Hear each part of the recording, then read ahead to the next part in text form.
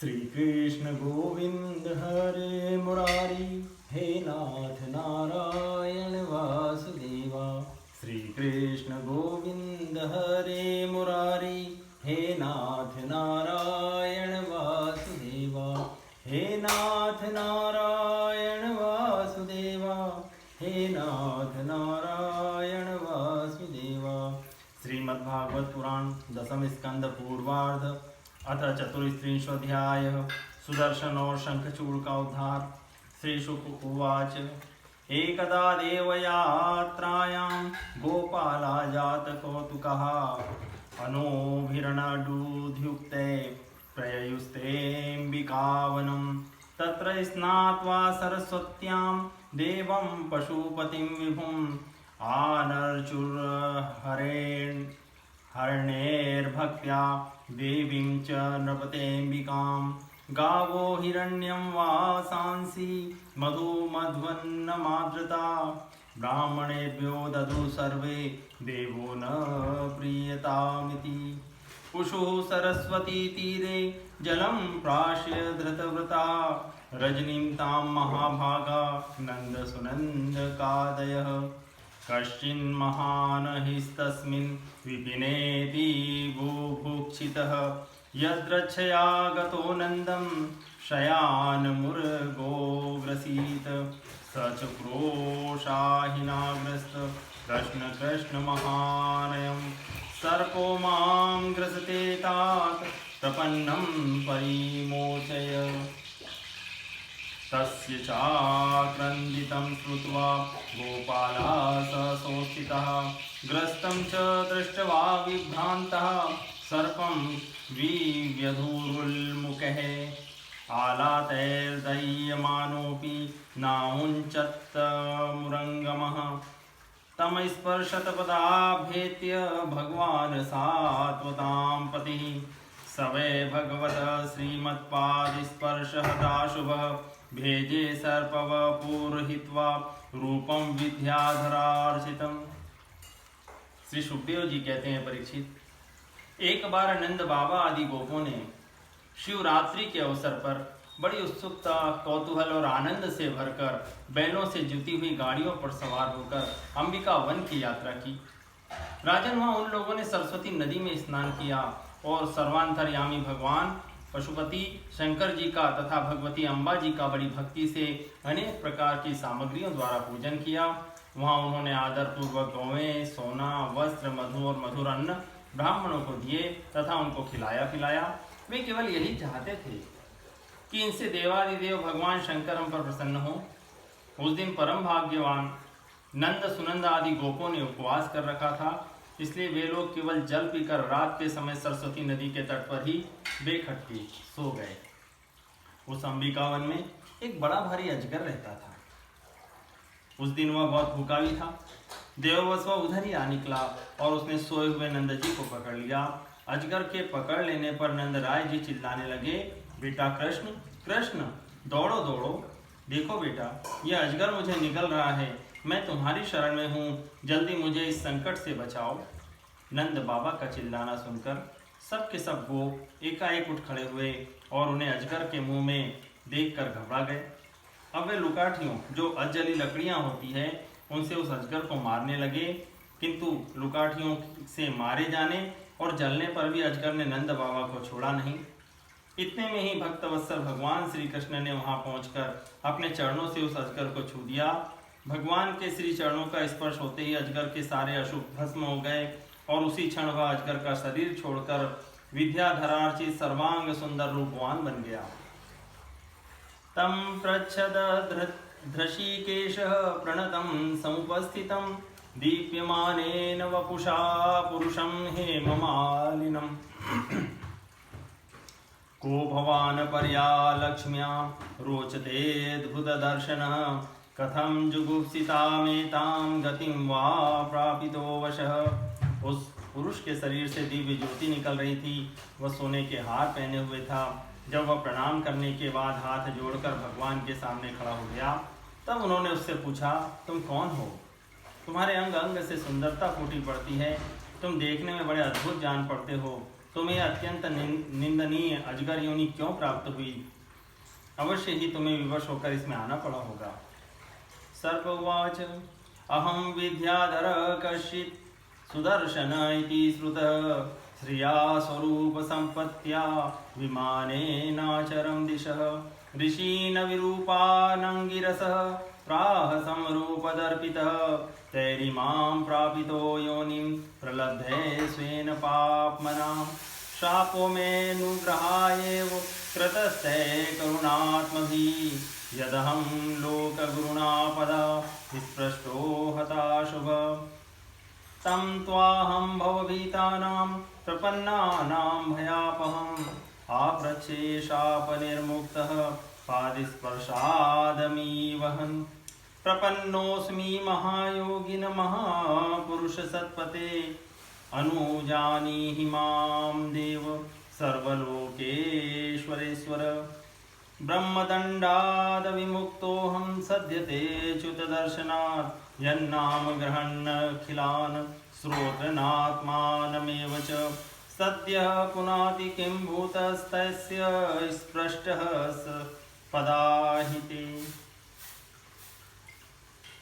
अजगर के शरीर से निकला हुआ पुरुष बोला, भगवान मैं पहले एक विद्याधर था, मेरा नाम था सुदर्शन, मेरे पास सौंदर्य तो था ही, लक्ष्मी भी बहुत थी, इससे मैं विमान पर चढ़कर यहाँ से वहाँ घूमता रहता था।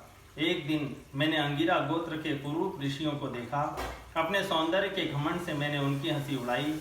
मेरे इस अपराध से कुपित होकर उन लोगों ने मुझे अजगर योनि में जाने का श्राप दे दिया, यह मेरे पापों का ही फल था। उन कृपालु ऋषियों ने अनुग्रह के लिए ही मुझे श्राप दिया था, क्योंकि यह उसी का प्रभाव है कि आज चराचर के गुरु स्वयं आपने अपने चरण कमलों से मेरा स्पर्श किया है, इससे मेरे सारे अशुभ नष्ट हो गए। समस्त पापों का नाश करने वाले प्रभु, जो लोग जन्म मृत्यु रूप संसार से भयभीत होकर आपके चरणों की शरण ग्रहण करते हैं, उन्हें आप समस्त भयों से मुक्त कर देते हैं। अब मैं आपके श्री चरणों के स्पर्श से श्राप से छूट गया हूँ और अपने लोक में जाने की अनुमति चाहता हूँ। भक्तवत्सल महायोगेश्वर पुरुषोत्तम, मैं आपकी शरण में हूँ। इंद्रादि समस्त लोकेश्वरों के परमेश्वर स्वयं प्रकाश परमात्मन, मुझे आज्ञा दीजिए। अपने स्वरूप में नित्य निरंतर एक रस रहने वाले अच्युत, आपके दर्शन मात्र से मैं ब्राह्मणों के शाप से मुक्त हो गया। यह कोई आश्चर्य की बात नहीं है, क्योंकि जो पुरुष आपके नामों का उच्चारण करता है वह अपने आप को और समस्त श्रोताओं को भी तुरंत पवित्र कर देता है। फिर मुझे तो आपने स्वयं अपने चरण कमलों से स्पर्श किया है, तब भला मेरी मुक्ति में क्या संदेह हो सकता है। इत्यनुज्ञाप्य दाशार्हं परिक्रम्याभिवन्द्य च सुदर्शनो दिवं यातः प्रच्छानन्दश्च मोचितः निशाम्य कृष्णस्य तदात्मवैभवं व्रजोकसो विस्मितचेतसस्ततः समाप्य तस्मिन् नियमं पुनर्व्रजं नृपाययुस्तत् कथयन्तादृतः कदाचिदथ गोविन्दो रामश्चाद्भुतविक्रमः विजर्हतुर्वने रात्र्यां मध्यगो व्रजयोषिताम् उपगीयमानो ललितं स्त्रीजनैर्बद्धसौहृदे स्वलङ्कृतानुलिप्ताङ्गो स्त्रग्विघ्नो विरजोऽम्बरो निशामुखं मानयन्तावुदितोरूपतारकं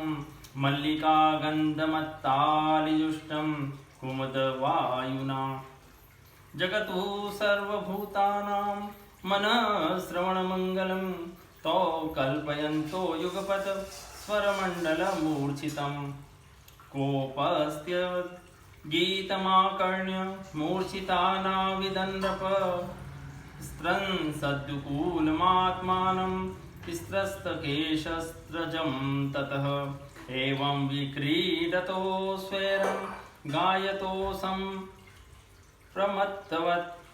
शंखचूडैति ख्यातो धनदानुचरोऽभ्यगात्।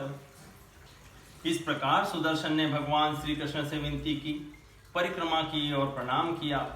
फिर उनसे आज्ञा लेकर वह अपने लोक में चला गया और नंद बाबा इस भारी संकट से छूट गए।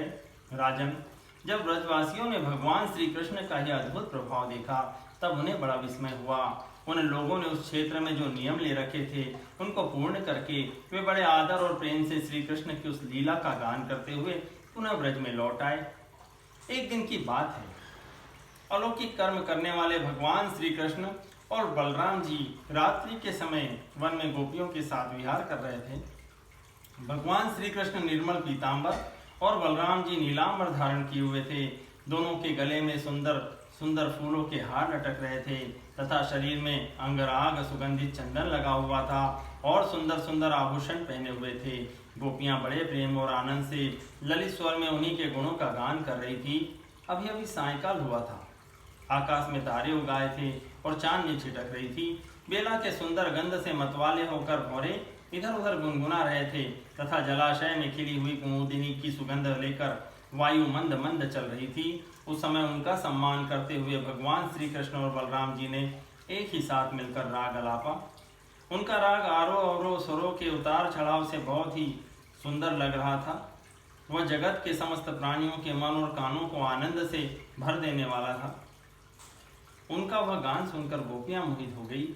परीक्षित, उन्हें अपने शरीर की भी सुधि नहीं रही, वे उस पर से खिसकते हुए वस्त्रों और चोटियों से बिखरते हुए पुष्पों को संभाल सकें। जिस समय बलराम और श्याम दोनों भाई इस प्रकार स्वच्छंद विहार कर रहे थे और उन्मत्त की भांति गा रहे थे, उसी समय वहां शंखचूड़ नामक एक यक्ष आया। वह कुबेर का अनुचर था।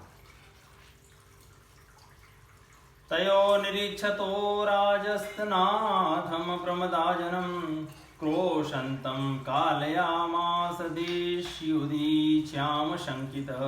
क्रोशन्तं कृष्णरामेति विलोक्य स्वपरिग्रहं यथा गादस्युनाग्रस्ता भ्रातरावन्वधावताम्।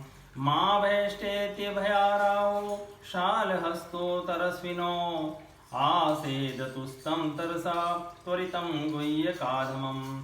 सवीक्ष्य तावनुप्राप्तो कालमृत्युवो द्विजन् विसृज्य स्त्रीजनं मूढप्राद्रवजीवितेच्छया। तमन्वधावद गोविन्दो यत्र यत्र स धावति। जिहीर्षुस्तच्छिरोरत्नं तस्थो रक्षन् स्त्रियो बलः। अविदूर इवाभेत्य शिरस्तस्य दुरात्मनः। जहार मुष्टिनैवांग सह चूडामणिं विभुः। शङ्खचूडनिहत्येवं मणिमादाय भास्वरम्। अग्रजाया ददात प्रीत्या पश्यन्ती नाम च योषिताम्। परीक्षित, दोनों भाइयों के देखते देखते वो उन गोपियों को लेकर बेखट के उत्तर की ओर भाग चला, जिनके एकमात्र स्वामी भगवान श्री कृष्ण ही हैं। वे गोपियां उस समय रो रो कर चिल्लाने लगी। दोनों भाइयों ने देखा जैसे कोई डाकू गौओं को लूट ले जाए, वैसे ही यह यक्ष हमारी प्रेयसियों को लिए जा रहा है और वे हा कृष्ण हा राम पुकार कर रो पीट रही हैं। उसी समय दोनों भाई उनकी ओर दौड़ पड़े। डरो मत, इस प्रकार अभयवाणी कहते हुए हाथ में शाल का वृक्ष लेकर बड़े वेग से क्षण भर में ही उस नीच यक्ष के पास वे पहुंच गए। यक्ष ने देखा कि काल और मृत्यु के समान ये दोनों भाई मेरे पास आ पहुंचे, तब वह मूढ़ घबरा गया। उसने गोपियों को वहीं छोड़ दिया, स्वयं प्राण बचाने के लिए भागा। तब स्त्रियों की रक्षा करने के लिए बलराम जी तो वहीं खड़े रह गए, परंतु भगवान श्री कृष्ण जहाँ थे, जहाँ वह भाग कर गया उसके पीछे पीछे दौड़ते गए। वे चाहते थे कि उसके सिर की चूड़ामणि निकाल लें। कुछ ही दूर जाने पर भगवान ने उसे पकड़ लिया और उस दुष्ट के सिर पर कसकर एक घूंसा जमाया और चूड़ामणि के साथ उसका सिर भी धड़ से अलग कर दिया। इस प्रकार भगवान श्री कृष्ण ने शंखचूड़ को मारकर और वह चमकीली मणि लेकर लौट आए और सब गोपियों के सामने ही उन्होंने बड़े प्रेम से वह मणि अपने बड़े भाई बलराम जी को दे दी। इति श्रीमद्भागवते महापुराणे पारमहंस्यां संहितायां दशम स्कंदे पूर्वार्धे शंखचूडवधोन्नाम चतुस्त्रिंशोऽध्यायः सम्पूर्णम्।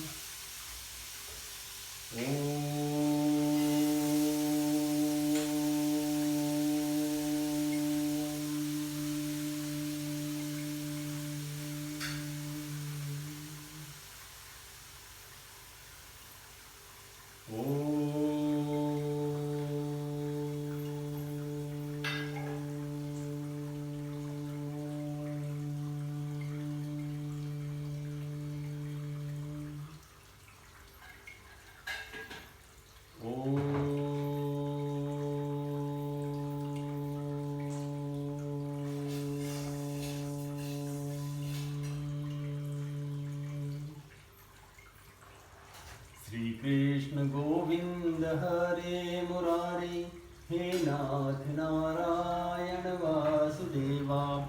श्री कृष्ण गोविंद हरे मुरारी, हे नाथ नारायण वासुदेवा। हे नाथ नारायण वासुदेवा, हे नाथ नारायण